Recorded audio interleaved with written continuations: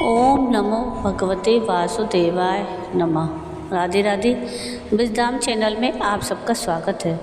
तो आज के इस वीडियो में हम बृहस्पतिवार व्रत की अर्थात गुरुवार व्रत की कथा सुनेंगे।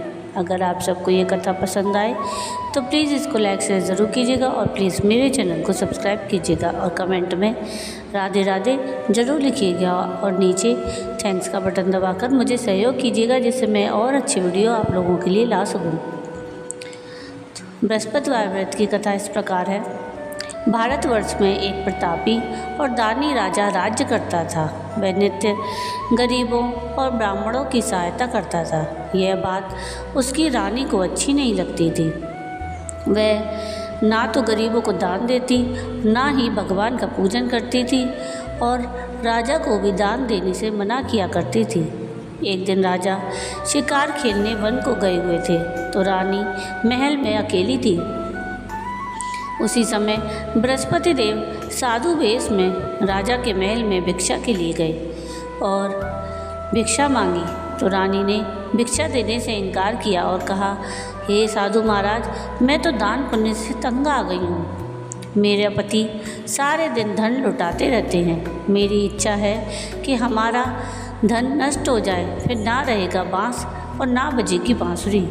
साधु ने कहा, देवी, तुम तो बड़ी विचित्र हो।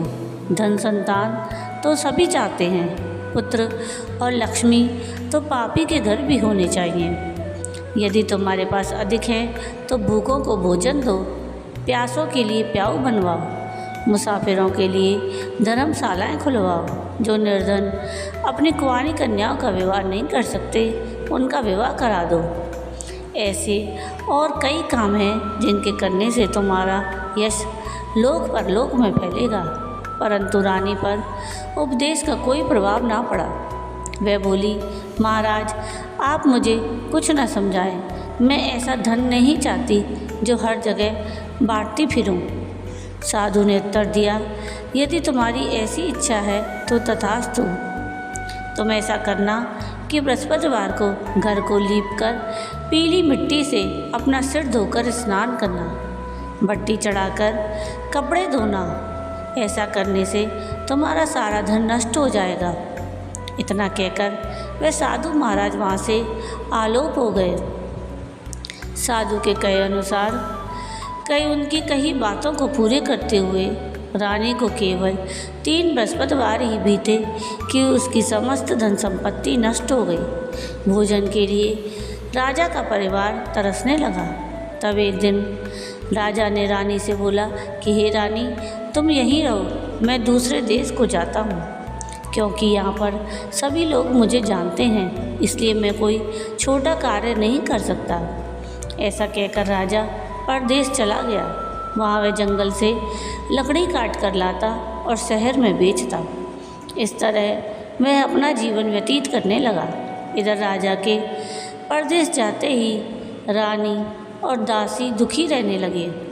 एक बार जब रानी और दासी को 7 दिन तक बिना भोजन के रहना पड़ा तो रानी ने अपनी दासी से कहा कि दासी, पास के नगर में मेरी बहन रहती है, वह बड़ी धनवान है, तो उसके पास जा और कुछ ले आ ताकि थोड़ी बहुत गुजर बसर हो जाए। दासी रानी की बहन के पास गई। उस दिन गुरुवार था और रानी की बहन उस समय बृहस्पतिवार व्रत की कथा सुन रही थी। दासी ने रानी की बहन को अपनी रानी का संदेश दिया, लेकिन रानी की बड़ी बहन ने कोई उत्तर नहीं दिया। जब दासी को रानी की बहन ने कोई उत्तर नहीं मिला तो वह बहुत दुखी हुई और उसे क्रोध भी आया। दासी ने वापस आकर रानी को सारी बात बता दी। सुनकर रानी ने अपने भाग्य को कोसा। उधर रानी की बहन ने सोचा कि मेरी बहन की दासी आई थी, परंतु मैं उससे नहीं बोली, इससे वह बहुत दुखी हुई होगी। कथा सुनकर अब पूजन समाप्त करके वह अपनी बहन के घर आई और कहने लगी कि हे बहन, मैं तो बृहस्पतिवार का व्रत कर रही थी। तुम्हारी दासी मेरे घर आई थी, परंतु जब तक कथा होती है तब तक ना तो उठते हैं ना ही बोलते हैं, इसलिए मैं नहीं बोली। कहो दासी क्यों गई थी?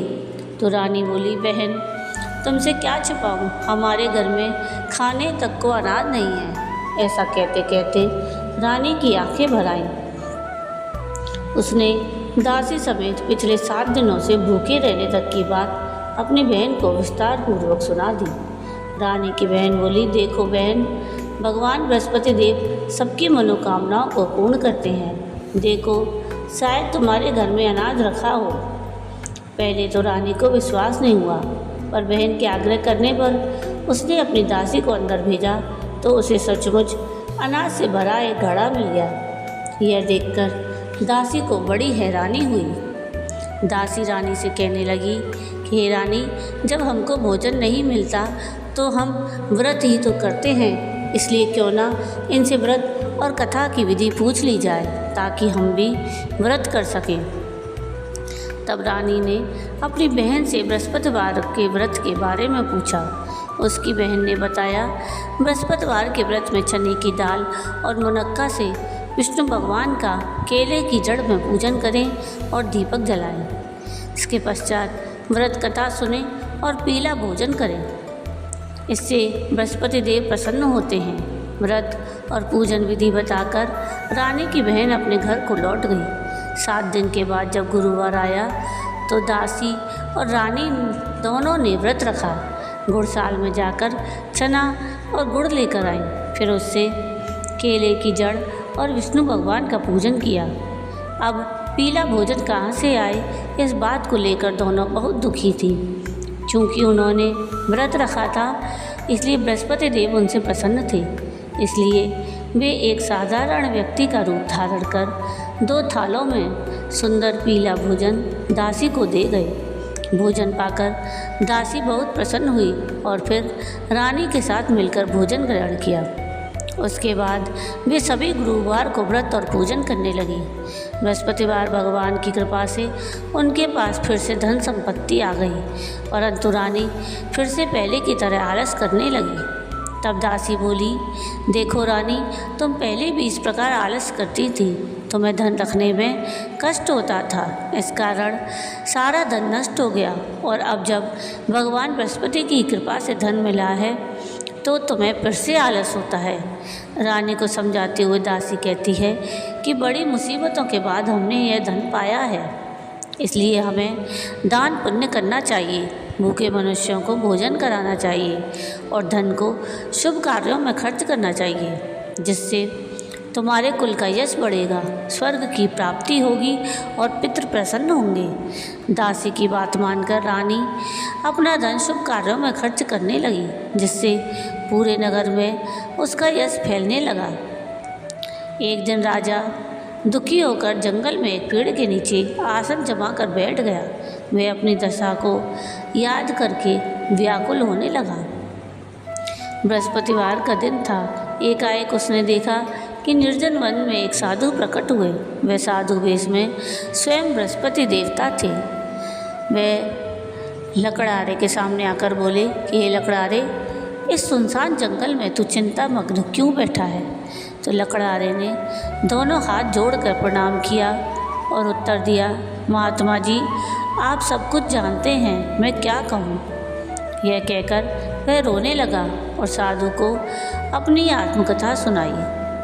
महात्मा जी ने कहा कि तुम्हारी स्त्री ने बृहस्पति के दिन बृहस्पति भगवान का निरादर किया, जिसके कारण रुष्ट होकर उन्होंने तुम्हारी यह दशा कर दी। अब तुम चिंता को दूर करके मेरे कहने पर चलो तो तुम्हारे सारे कष्ट दूर हो जाएंगे और भगवान पहले से भी अधिक संपत्ति देंगे। तुम बृहस्पतिवार के दिन कथा किया करो, 2 पैसे के चने और मुनक्का लाकर उसका प्रसाद बनाओ और शुद्ध जल से लोटे में शक्कर मिलाकर अमृत तैयार करो। कथा के पश्चात अपने सारे परिवार और सुनने वाले प्रेमियों में अमृत और प्रसाद बांटकर आप भी प्रसाद ग्रहण करो।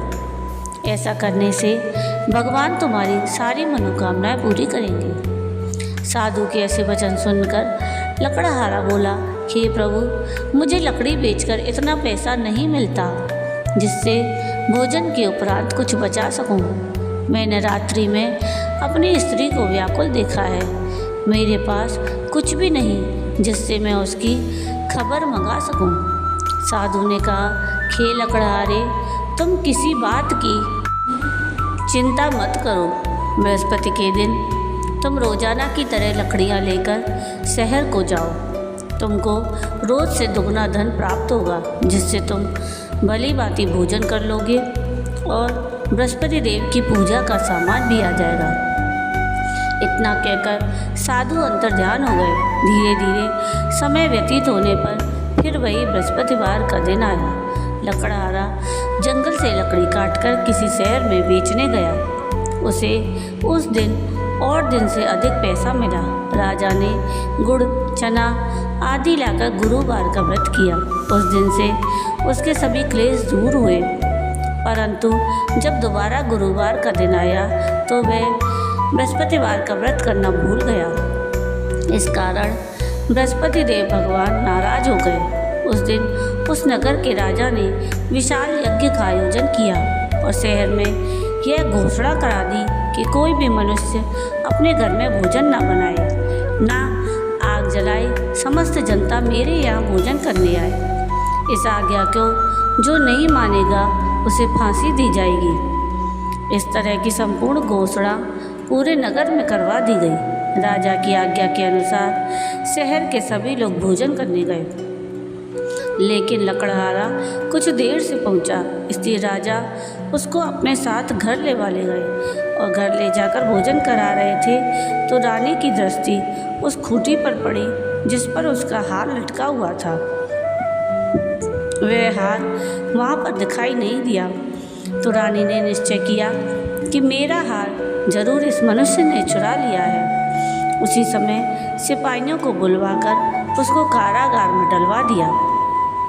जब लकड़हारा कारागार में पड़ गया और बहुत दुखी होकर विचार करने लगा कि ना जाने कौन से पूर्व जन्म के कर्म से मुझे यह दुख प्राप्त हुआ है, और उसी साधु को याद करने लगा जो कि जंगल में मिला था। उसी समय तत्काल बृहस्पति देव साधु के रूप में प्रकट हुए और उसकी दशा को देखकर कहने लगे, अरे मूर्ख, तूने बृहस्पति देव की कथा नहीं की, इस कारण तुझे दुख प्राप्त हुआ है। अब चिंता मत कर। बृहस्पतिवार के दिन कारागार के दरवाजे पर 4 पैसे पड़े मिलेंगे, उनसे तू बृहस्पति देव की पूजा करना, तेरे सभी कष्ट दूर हो जाएंगे। बृहस्पतिवार के दिन उसे 4 पैसे मिले। लकड़हारे ने कथा कही। उसी रात्रि को बृहस्पति देव ने उस नगर के राजा को स्वप्न में कहा कि हे राजा, तूने जिस आदमी को कारागार में बंद कर दिया है वह निर्दोष है, वह राजा है और उसे छोड़ देना। रानी का हार उसी खूंटी पर लटका है। अगर तू ऐसा नहीं करेगा तो मैं तेरे राज्य को नष्ट कर दूंगा। इस तरह रात्रि के स्वप्न को देखकर राजा प्रातःकाल उठा और खूंटी पर हार देखकर लकड़हारे को बुलाकर क्षमा मांगी और लकड़हारे को योग्य सुंदर वस्त्र आभूषण देकर विदा कर दिया। बृहस्पति देव की आज्ञा अनुसार लकड़हारा अपने नगर को चल दिया। राजा जब अपने नगर के निकट पहुंचा तो उसे बड़ा आश्चर्य हुआ। नगर में पहले से अधिक बाग, तालाब, कुएं और बहुत सी धर्मशालाएं, मंदिर आदि बन गए हैं। राजा ने पूछा कि यह किसका बाग व धर्मशाला है। तब नगर के सब लोग कहने लगे, यह सब रानी और बांदी के हैं। तो राजा को आश्चर्य हुआ और गुस्सा भी आया। जब रानी ने यह खबर सुनी कि राजा आ रहे हैं तो उसने बांदी से कहा कि हे दासी, देख, राजा हमको कितनी बुरी हालत में छोड़कर गए थे। हमारी ऐसी हालत देखकर वह लौट न जाएं, इसलिए तू दरवाजे पर खड़ी हो जा। आज्ञा अनुसार दासी दरवाजे पर खड़ी हो गई। राजा आए तो उन्हें अपने साथ लेवा लाई। तब राजा ने क्रोध करके अपनी रानी से पूछा कि यह धन तुम्हें कैसे प्राप्त हुआ। तब उन्होंने कहा कि हमें यह सारा धन बृहस्पति देव के व्रत के प्रभाव से प्राप्त हुआ है। राजा ने निश्चय किया कि 7 रोज बाद सभी बृहस्पति देव का पूजन करते हैं, परंतु मैं प्रतिदिन दिन में 3 बार कहानी और रोज व्रत किया करूँगा। अब हर समय राजा के दुपट्टे में चने की दाल बंधी रहती और दिन में 3 बार कहानी कहता। एक रोज़ राजा ने विचार किया कि चलो अपनी बहन के यहाँ होकर आएं। इस तरह निश्चय कर राजा घोड़े पर सवार हो अपनी बहन के यहाँ चलने लगा। मार्ग में उसने देखा कि कुछ आदमी एक मुर्दे को लिए जा रहे हैं। उन्हें रोककर राजा कहने लगा, अरे भाइयों, मेरी बृहस्पतिवार की कथा सुन लो। तो वे बोले, लो, हमारा तो आदमी मर गया है, इसको अपनी कथा की पड़ी है। परंतु कुछ आदमी बोले, अच्छा कहो, हम तुम्हारी कथा भी सुनेंगे। राजा ने दाल निकाली और जब कथा आधी हुई कि मुर्दा हिलने लगा, और जब कथा समाप्त हुई तो राम राम करके मनुष्य उठकर खड़ा हो गया। आगे मार्ग में उसे एक किसान खेत में हल चलाता मिला। राजा ने उसे देखा और उससे बोला, अरे भाई, तुम मेरी बृहस्पतिवार की कथा सुन लो। किसान बोला, जब तक मैं तेरी कथा सुनूंगा तब तक 4 हरैया जोत लूँगा। जा, अपनी कथा किसी और को सुनाना। इस तरह राजा आगे चलने लगा। राजा के हटते ही बैल पछाड़ खाकर गिर गए और किसान के पेट में बड़ी जोर का दर्द होने लगा। उस समय उसकी माँ रोटी लेकर आई। उसने जब यह देखा तो अपने पुत्र से सब हाल पूछा और बेटे ने सारी बात बता दी। तो बुढ़िया दौड़ी दौड़ी उस घुड़सवार राजा के पास गई और उससे बोली कि मैं तेरी कथा सुनूंगी, तू अपनी कथा मेरे खेत पर चलकर ही कहना। राजा ने बुढ़िया के खेत पर जाकर कथा कही, जिसके सुनते ही वह बैल उठ खड़े हुए और किसान के पेट का दर्द भी बंद हो गया। अब राजा अपनी बहन के घर पहुंचा। बहन ने भाई की खूब मेहमानी की। दूसरे रोज़ प्रातःकाल राजा जगा तो देखने लगा कि सब लोग भोजन कर रहे हैं। राजा ने अपनी बहन से कहा कि ऐसा कोई मनुष्य है जिसने भोजन नहीं किया हो, जो मेरी बृहस्पतिवार की कथा सुन ले। तो बहन बोली, हे भाई, यह देश ऐसा ही है, यहाँ लोग पहले भोजन करते हैं, बाद में अन्य काम करते हैं। अगर कोई पड़ोस में हो तो देख आती हूँ। वह ऐसा कहकर देखने चली गई, परंतु उसे कोई व्यक्ति नहीं मिला जिसने भोजन ना किया हो। अतः वह एक कुमार के घर गई जिसका लड़का बीमार था। उसे मालूम हुआ कि उसके यहाँ 3 दिन से किसी ने भोजन नहीं किया। रानी ने अपने भाई की कथा सुनने के लिए कुमार से कहा तो वह तैयार हो गया। राजा ने बृहस्पतिवार की कथा कही, जिसको सुनकर उस कुमार का लड़का ठीक हो गया। अब तो राजा की बड़ी प्रशंसा होने लगी। एक रोज़ राजा ने अपनी बहन से कहा कि बहन, अब हम अपने घर जाएंगे, तुम भी तैयार हो जाओ। राजा की बहन ने अपनी सास से कहा तो सास ने कहा, चली जा, परंतु अपने लड़कों को मत ले जाना, क्योंकि तेरे भाई की कोई औलाद नहीं है। बहन ने अपने भाई से कहा कि भैया, मैं तो चलूँगी, पर कोई बालक नहीं जाएगा। राजा बोला कि जब कोई बालक नहीं चलेगा तब तुम ही क्या करोगी। बड़े दुखी मन से राजा अपने नगर को लौट आया। राजा ने अपनी रानी से कहा कि हम निर्वंशी हैं, हमारा मुंह देखने का धर्म नहीं है और कुछ भोजन आदि नहीं किया। रानी बोली, हे प्रभु, बृहस्पति देव ने हमें सब कुछ दिया, वह हमें औलाद अवश्य देंगे। उसी रात को बृहस्पति देव ने राजा से स्वप्न में कहा, हे राजा, उठ, सभी सोच त्याग दे, तेरी रानी गर्भ से है। राजा यह बात सुनकर बड़ा खुश हुआ। 9वें महीने में रानी के गर्भ से एक सुंदर पुत्र पैदा हुआ। तब राजा बोला कि रानी, स्त्री बिना भोजन के रह सकती है, पर बिना कहे नहीं रह सकती। जब मेरी बहन आए तो मुझसे कुछ मत कहना। रानी ने सुनकर हाँ कर दी। जब राजा की बहन ने यह सब समाचार सुना तो वह बड़ी खुश हुई और बधाई लेकर अपने भाई के घर आई। तब रानी ने कहा, घोड़ा चढ़कर तो नहीं आई, गधा चढ़ी आई। राजा की बहन बोली, भाभी, मैं इस प्रकार ना कहती तो तुम्हें औलाद कैसे मिलती। बृहस्पति देव ऐसे ही हैं, जैसी जिसके मन में कामना है सबको पूर्ण करते हैं। जो सद्भावनापूर्वक बृहस्पतिवार का व्रत करता है, वह कथा पढ़ता है अथवा सुनता है, दूसरों को सुनाता है, बृहस्पति देव उसकी सभी मनोकामनाएं पूर्ण करते हैं। जय बृहस्पति देव की। तो ये थी कथा बृहस्पतिवार व्रत की। आपको ये कथा कैसी लगी मुझे कमेंट करके ज़रूर बताइएगा, और अगर आपको ये कथा पसंद आई हो तो प्लीज़ इसको लाइक शेयर ज़रूर कीजिएगा और प्लीज़ मेरे चैनल को सब्सक्राइब कीजिएगा और कमेंट में राधे राधे ज़रूर लिखिएगा और नीचे थैंक्स का बटन दबाकर मुझे सहयोग कीजिएगा। और कथा सुनाने में कुछ गलती हुई हो तो उसके लिए क्षमा कीजिएगा। वीडियो पूरा देखने के लिए थैंक यू। राधे राधे।